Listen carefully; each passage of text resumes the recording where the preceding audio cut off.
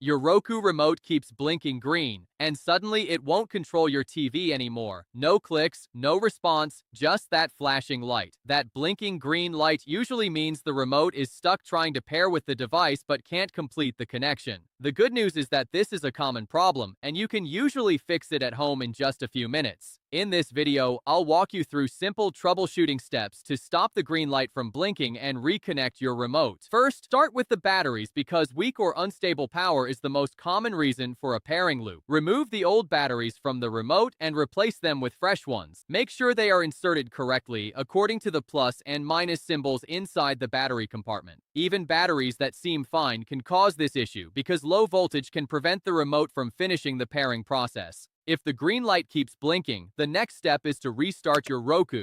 Turn your TV on first so you can see when the device loads.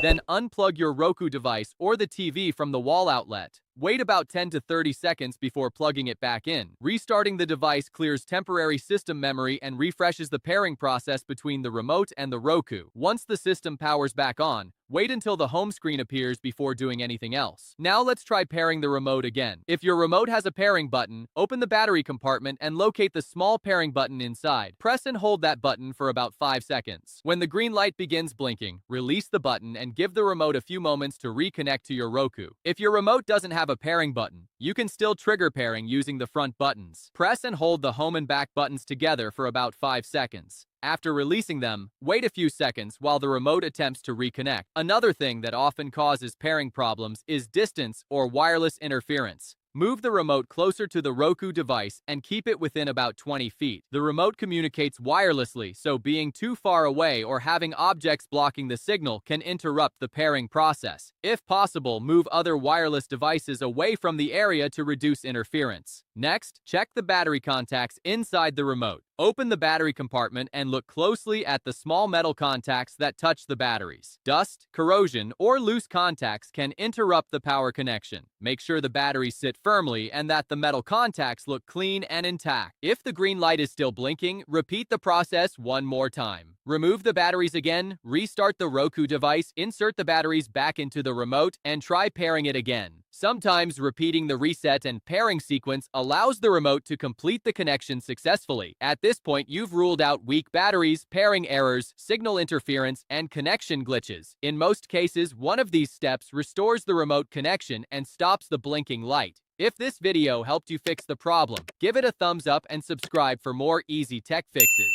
And let me know in the comments, is your remote blinking constantly or only when you press buttons? Thanks for watching, and I'll see you in the next video.